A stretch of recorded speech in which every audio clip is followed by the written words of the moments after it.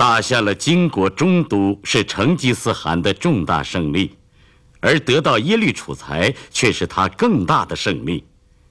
天下可以马上得之，却不可以马上治之。以儒教治国，以佛教治心，这精辟的建议被成吉思汗接受，可以说是他思想上的一次重大飞跃。而他的目光从中原移向西方，则是他思想上的又一次飞跃。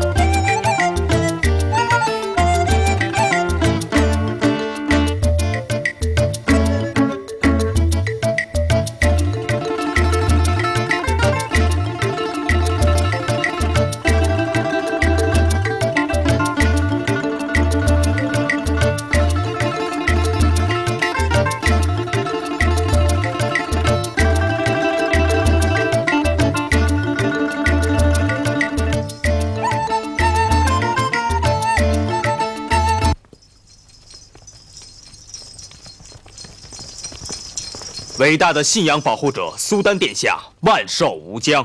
查清楚了吗，我的儿子？那些常常袭扰我国边界的是东方的米尔契人吗？他们在哪里？是的，父亲，就是那些无恶不作的盗贼。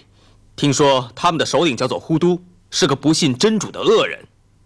海尔汗，帖木儿灭利将军，花剌子模的勇士们，为了保卫我们伟大的花剌子模国的安宁，我命令你们同扎兰丁王储一起，把那些滋扰我们边界的异教徒杀得一个不剩，包括妇女和孩子。妇女和孩子也要杀吗？你今天这是怎么了？英勇的帖木儿灭利将军，那些孩子长大了也会成为我们的敌人，而那些妇女将不断生出异教徒。执行吧。是，苏丹陛下。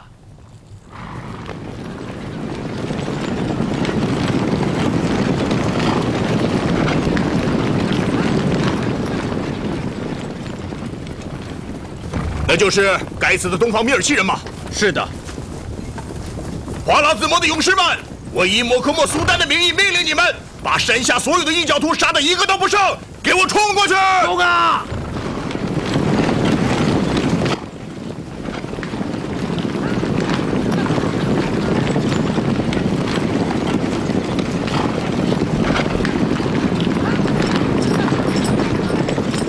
是谁抢先宰杀了我们的这些刀下之物？是谁抢走了这些本该属于我们的缴获？是谁？从死者身上的刀伤看，是一批训练有素的骑士们干的。一定是一批我们从未见过的神秘而可怕的人干的。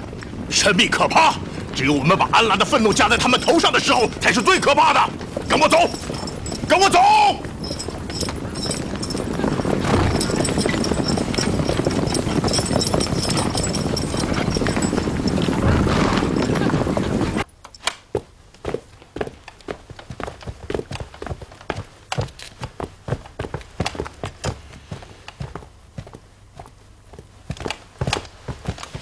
乃蛮部太子屈舒律求见西辽国王陛下。有一位久闻大名的不速之客，我想让你认一认，带上来。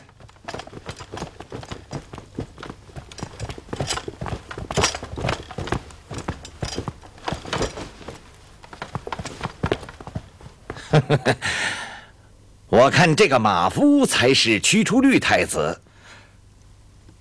我向上帝发誓，我绝不是有意欺骗伟大的西辽国王，只是小人从蒙古人刀下死里逃生，初到贵国不知虚实，才出此下策。望陛下以博爱慈悲之胸怀，宽恕我这有罪的灵魂吧。太子请起。我的独生女儿浑乎公主到观音阁给菩萨降香的时候，便发现你相貌不俗，举止高雅。父王，这有什么可害羞的？屈舒律，你明白了吗？本王想招你为父嘛。岳父大人，岳母大人，上帝可以作证，浑乎公主如此垂青于患难之中的屈舒律，屈舒律今后如有半点不忠，魔鬼会把我投进万劫不复的炼狱。好，那我们就一言为定。我没有儿子，只有这一个独生女儿。在你和公主成婚之后，你就是我王位的继承人。你和蒙古人的仇恨，就是我们西辽的国仇。不过，单靠我们一个国家的力量是打不败蒙古人的。我派你出使花剌子模，那是一个足以使西方的基督教徒和罗马宗教谈虎色变的穆斯林国家。只要他们同意支持我们，那蒙古人的末日就要到了。多谢陛下再造之恩。太子殿下，国王陛下对您可是太器重了，连我一个您的马夫都封为将军了。正因为这样，他才不配当国王。您说什么？他比我父亲还糊涂。如果我早一点把我的父亲从太阳寒的宝座上推下去，自己来指挥这场同蒙古人的战争，那么现在也许流浪的是成吉思汗了。这次也许是我报仇复国的最后一次机会了，我可不会再犯上次的错误。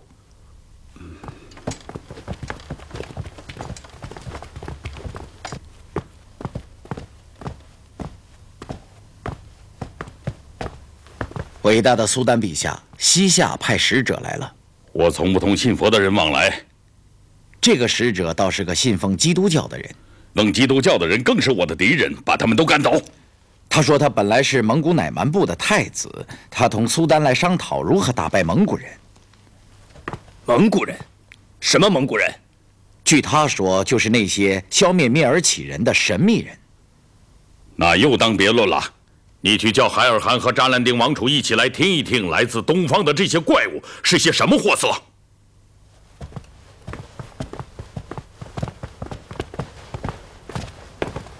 屈舒律拜见伟大的苏丹陛下。屈舒律太子，我想听一听蒙古人的故事。蒙古人都是一些不懂得吃粮食，只以牛羊甚至土拨鼠为食物的吃生肉的不开化的野蛮人。我听说你们的国家还被他们给灭亡了。这正是我要告诉伟大的苏丹和王储殿下的。他们之中出现了一个叫成吉思汗的领袖，他简直就是魔鬼的化身。他带着这些野蛮人，把死亡带给了整个草原。现在他已经在东方的草原建立了唯一的汗国，并且说下一个攻击的目标就是西方的花剌子模国。为什么？我们并没有招惹他们，因为他们要成为世界的征服者。胡说！只有我摩诃末才是世界的征服者。苏丹陛下，他正是听说陛下自称是世界的征服者，他才感到愤愤不平，蓄意要挑起这场战争的。我倒是真有必要教训教训这个成吉思汗了。如果伟大的陛下要攻打蒙古人的话，我愿意为您的前驱。我草拟了一份协议，苏丹陛下是不是可以听一听？你念念。乃蛮国屈出律与花剌子模国摩诃末苏丹为共灭西辽特定协议如下：花剌子模苏丹的兵马从西面进攻西辽国，屈出律汗从东面进攻西辽国，两军会合于西辽国都。等一等，这好像不是谈论消灭蒙古人，而是进攻西辽。接下来就是，我很有兴趣，继续念。如果苏丹兵赶在前面，则直到阿里马里、呼探城和科什哈尔城为止的西辽国土，均为花剌子模国所有。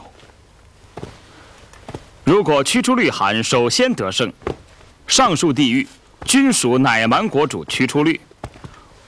无论谁首先得胜，我们都将共同合力讨伐下一个主要的敌人，那就是野蛮的蒙古人成吉思汗。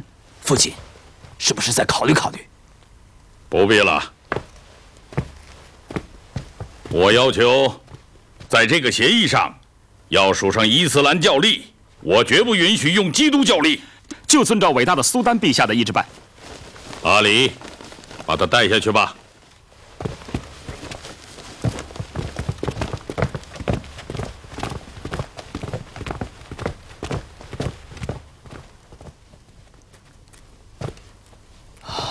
父亲，这个屈出律本来是东方乃蛮部的太子，亡国之后逃到了西辽，西辽国招他为驸马，可是他却出卖了西辽国王。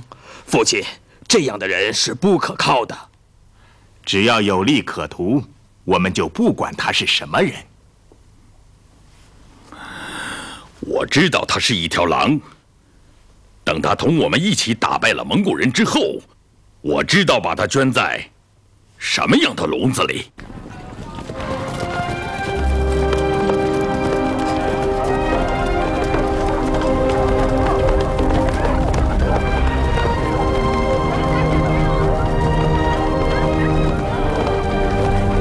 远方的客人，我们伟大的成吉思汗规定，凡进入我国境内的外国商人，一律发给凭证。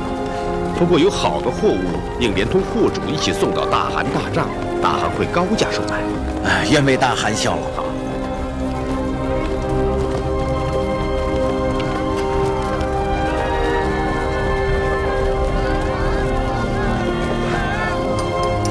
哦，看一看，多好的盘子，上面还有印花儿，您买一个吧。伟大的成吉思汗，这种印花布叫什么？叫曾达纳赤，是花剌子模国布花拉城一个叫曾达纳赤的村子的特产。大汗喜欢吗？不错。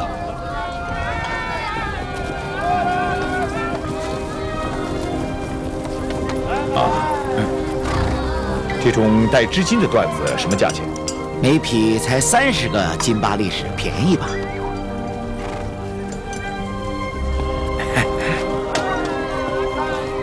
把他们3个带到府库去见识见识，然后把他带到金帐见我。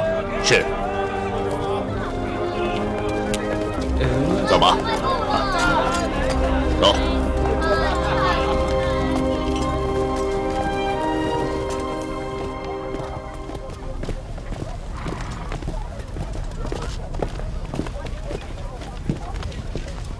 把他们带进来。带上人。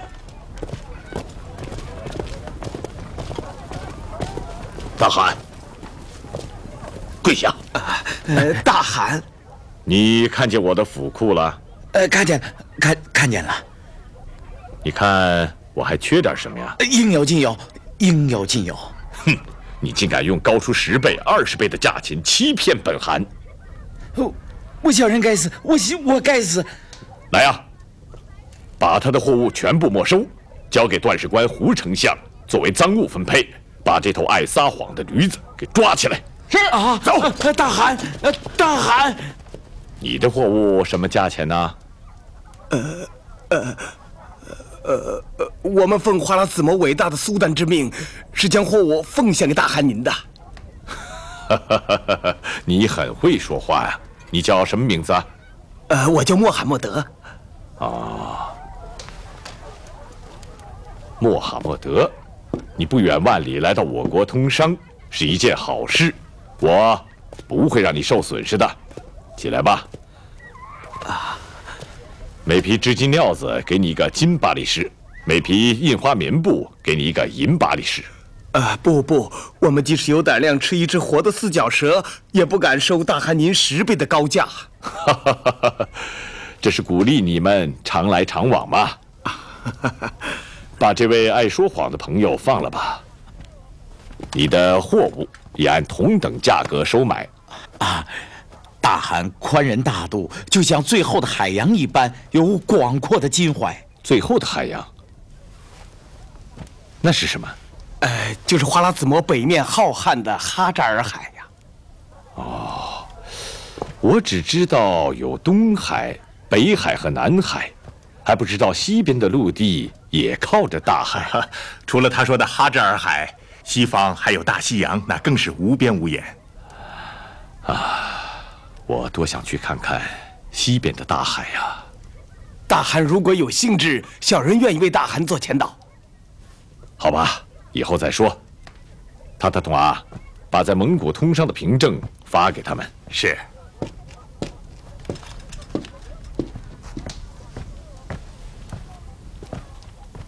这是你们通商的凭证。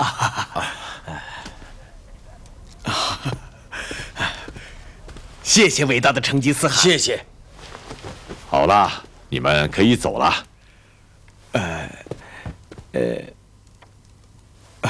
伟大的成吉思汗，我愿意做您的臣民，您答应吗？当然可以。你还可以留你的胡子，念你的可兰经吗？谢谢大汗。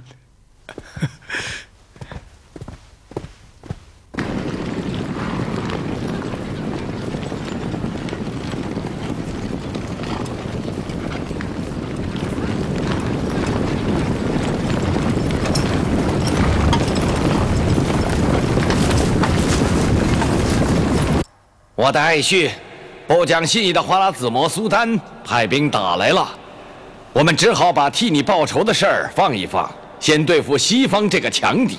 我把全国的军队都交给你来统帅。是，父王。西辽国的将军们，你们听着，屈出律就是你们的统帅，你们要像服从我一样服从他，听明白了吗？明白了。好，退下。是。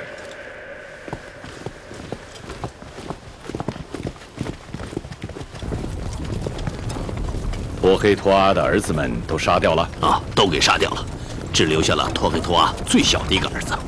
怎么回事？父汗，是我让留下的。为什么？他不仅能百步穿杨，百发百中，而且还能用后面的箭射中前面箭的箭杆，使2支箭同时穿过箭靶。我看他是个人才，我才把他留下的。那就是说，如果他愿意，就可以用后面的箭射中前面的箭杆，2支箭同时穿过我的胸膛。敌主之后不可留，把他杀了。是，父汗。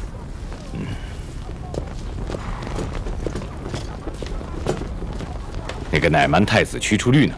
他，在我们追赶上蔑尔契人之前，他就带着为数不多的部众投奔西辽国去了。听镇海说，西辽在很远的地方，靠近花剌子模，要走1年的路啊！要不要我的铁车军再走一趟呢？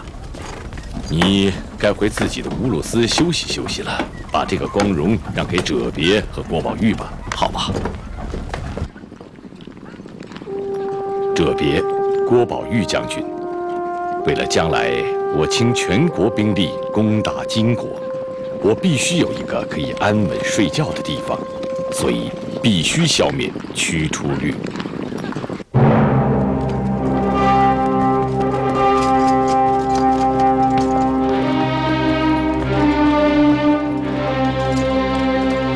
父王，宫廷里一个人都没有了。什么？你的屈出律呢？屈处理到哪儿去了？来人！陛下，陛下，屈处理他，屈处理怎么了？屈处理他反了！什么？哎呀！屈处理，你不能恩将仇报，伤害你的恩人。公主，我对上帝发过誓，容不得半点对你的不忠。你现在是王后了，你要把国王怎么样？请岳母放心，只要他放弃王位，我保证封他为太上皇，像对待亲生父亲一样对待他。好，我让位，我让位。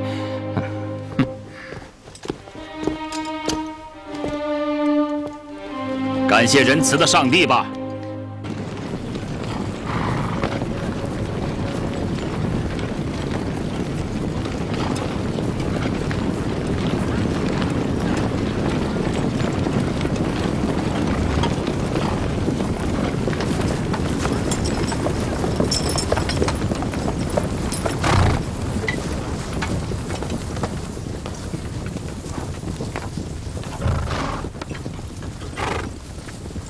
我想大人，据探子来报，屈处理已经攻下了西辽国都，当上了新的西辽国王。这么说，从阿里马里湖探城到哈尔城，这些都是屈处理的所有了。看来我们只能无功而返了。花剌子模还没有受过这样的愚弄，不要管他扎兰丁王储。我们首先要攻下这座城，它是我们的。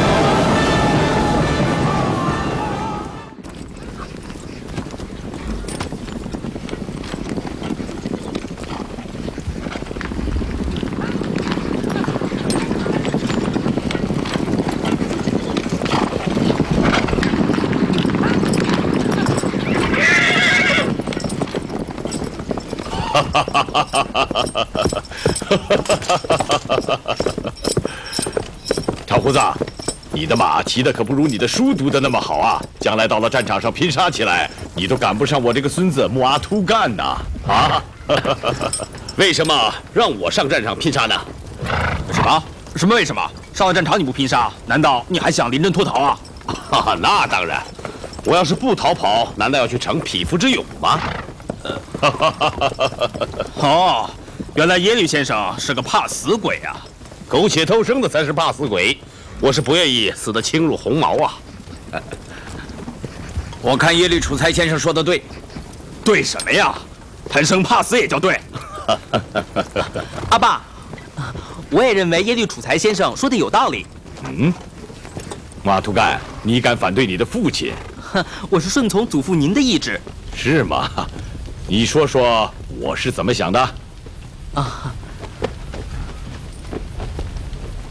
您请来耶律楚材先生是想用他脑袋里的学问，这样无谓的掉了脑袋，不是太可惜了吗？在我的儿子里面，最了解我的是窝阔台；在我的孙子里面，最了解我的是木阿图干。你们记着，在我统帅的大军之中，贪生怕死者杀，只有一个例外。耶律楚材在他认为生命受到死神追踪的时候，可以随时逃跑。谢大汗。你知道为什么蒙古人都喜欢蓝色吗？因为天是蓝的，中原的天就没有这么蓝。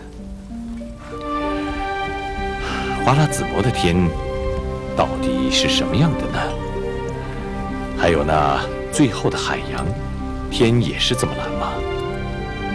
大汗，我们应当派出一个使团出使花剌子模，同这个西方世界征服者联手结盟，这样以后我们在经略中原的时候就不怕西夏或者西辽了。有道理。草原的天虽然很蓝，但是物产过于贫瘠，我们应当派出一个商队，把从中原掠来的财物运到花剌子模，换回我国所需要的衣物和布匹。怎么样？他的脑袋里产生的一个计谋，抵得过1万士兵的冲锋。我马上派商队去花剌子模，结识一下这位西方大国的苏丹，然后再看看我能不能和这个苏丹成为朋友。苏丹，多难听的名字！他为什么不叫可汗呢？大汗，是不是先派使者到花剌子模沟通一下，等他们带来了苏丹的消息之后，商队再出发吧？没这个必要，我们派去的是商队，又不是兵马。你是印度人，一路上就全靠你了。愿为大汗效劳。多代，你可是我们蒙古人里的第一个商人，往后我们不能总靠打仗增加自己的财富，也不能只靠别的国家的商人把东西运进来。我们要像耶律楚材说的那样，要同别的国家通商。这件伟大的事业就从你这里开始了。多谢大汗器重。好吧，出发吧。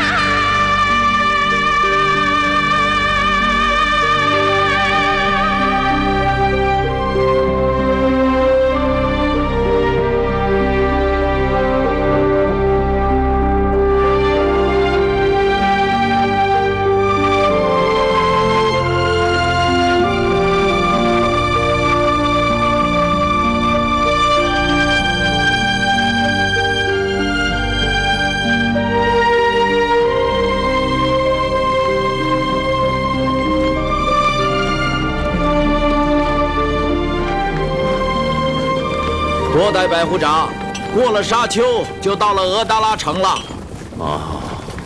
哎呀，长生天，总算是到了能做买卖的地方了。是啊。来看一看啦！卖梨，看一看呐，啥急货？纯正的，多好的货呢！快来买嘛！来看一看啦！多漂亮的花瓶啊！来买吧！我的这把刀多漂亮啊！是纯正的埃及货，快来买吧！看一看，还多好的物品啊！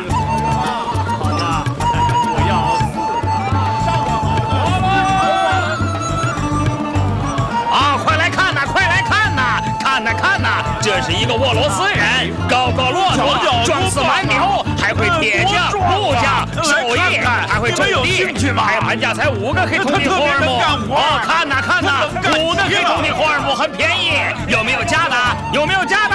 有没有加价的？5个，我出7个。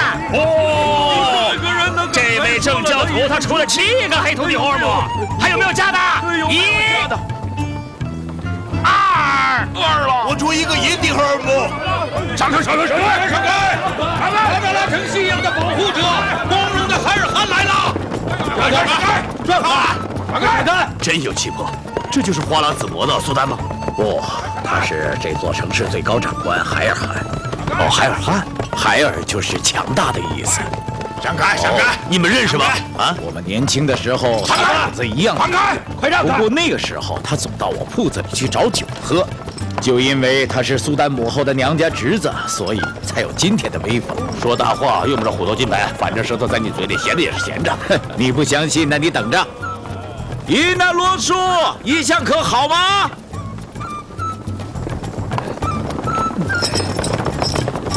什么人敢直呼海尔汗的名字？想吃鞭子吗？我高贵的骑士，我是你们海尔汗的朋友，请把你的鞭子留给那些奴隶吧。海尔汗说要看看你们的货物。怎么样啊，多代百夫长？一会儿我就像俄罗斯人烤面包一样，把我的货物卖上10倍的价钱。你忘了成吉思汗捆你的那回事了？不许胡说，一定要公平交易。开个玩笑，又不用虎头金牌，玩笑嘛，亲。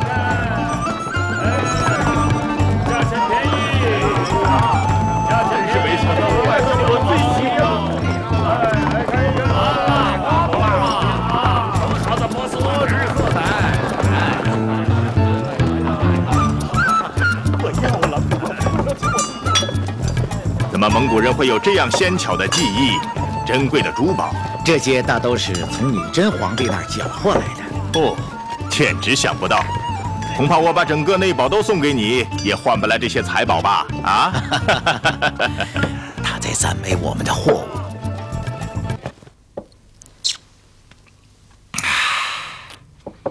你这个印度人怎么又成了蒙古商队的人了？哎呀，这酒真好。印度到中国太远了。花剌子模的关税又太高了。成吉思汗是天下最伟大的君主，全世界有能力的人都愿为他效劳。可他是个异教徒。不错，可是他保护所有的宗教。可苏丹说，只有伊斯兰教才是正教，只有伊斯兰教徒才是世界的征服者和统治者。伊那勒苏老兄，我看你呀，是被征服西方的胜利搞昏了头了。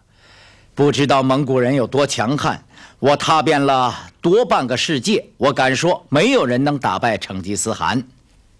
喝酒吧，这酒可真不错，比蒙古人的马奶酒强多了。也包括我和花剌子模苏丹吗？你说什么？你不是说没有人能打败成吉思汗吗？啊，你说你，莫克莫能不能打败成吉思汗？作为老朋友，我还是劝你一句：宁肯徒手去抓老虎，也不要去惹成吉思汗。真的吗？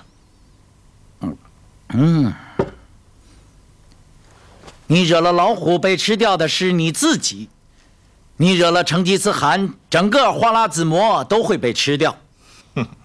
我先吃掉你和这些金银财宝。什么？你不是在跟我开玩笑吧，我的老兄？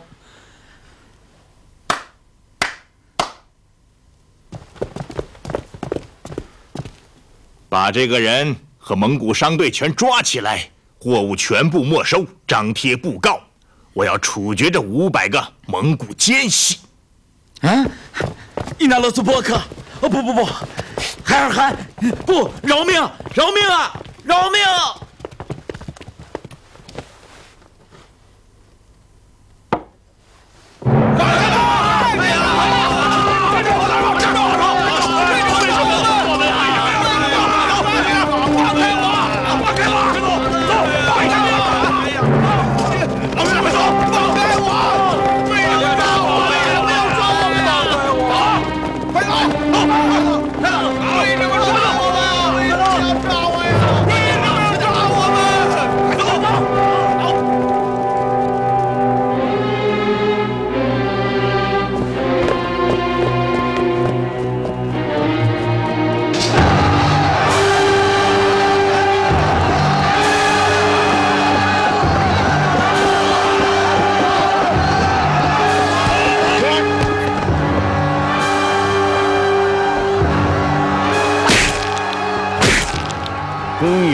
1217年发生在花剌子模重镇厄达拉城的这一事件，连贪婪的厄达拉城主海尔汗在贪图这笔不义之财的时候，也没有料到他将会给花剌子模国和欧洲带来什么样的灾难。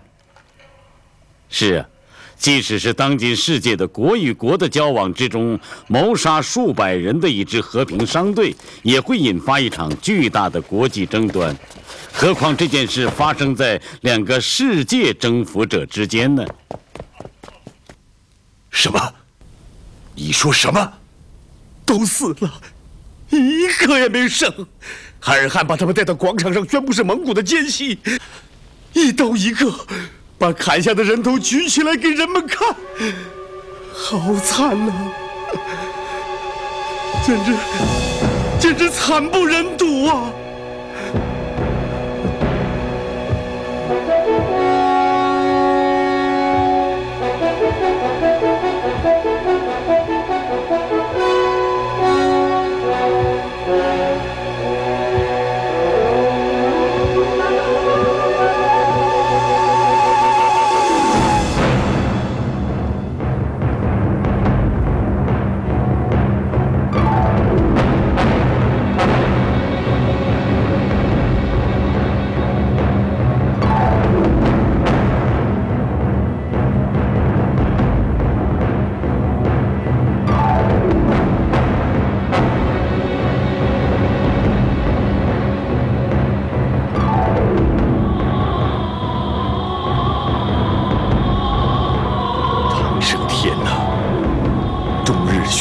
沃南河水，不发一言的博尔罕山，他们可以作证。花剌子模这个战乱的肇祸者，他们的马刀不是在疆场上光荣的取胜，而是杀了我499个手无寸铁的商人。我无法按耐心中的悲伤与愤怒。长生天，请赐给我复仇的力量吧。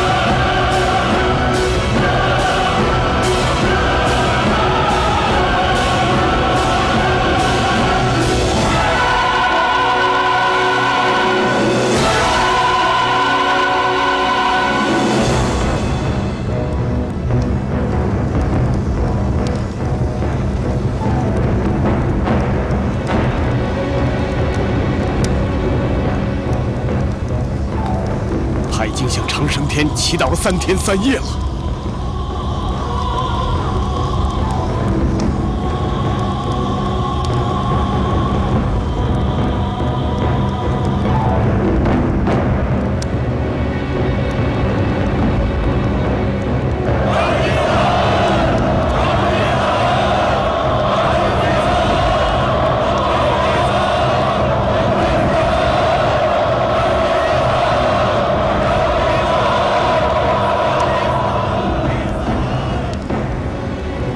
决定了，派使者出使花剌子模，讨回凶手海尔汗。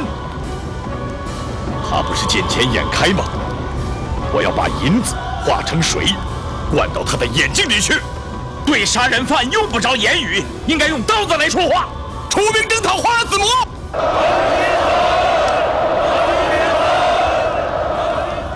你们已经流了太多的血了，但是花剌子模的苏丹还不做出忏悔。我本人，我的兄弟，异族兄弟，我的儿子，我的孙子的血，愿意和你们的血流淌在一起。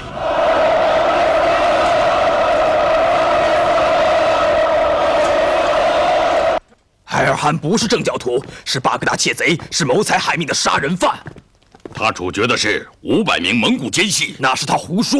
我敢用我的胡须发誓，这个贪财如命的撒谎者，有理智的人连一只羊都不让他去看管，他有什么资格当鄂德拉城的海尔汗？他不是有过战功的吗？可是他这次犯了大罪。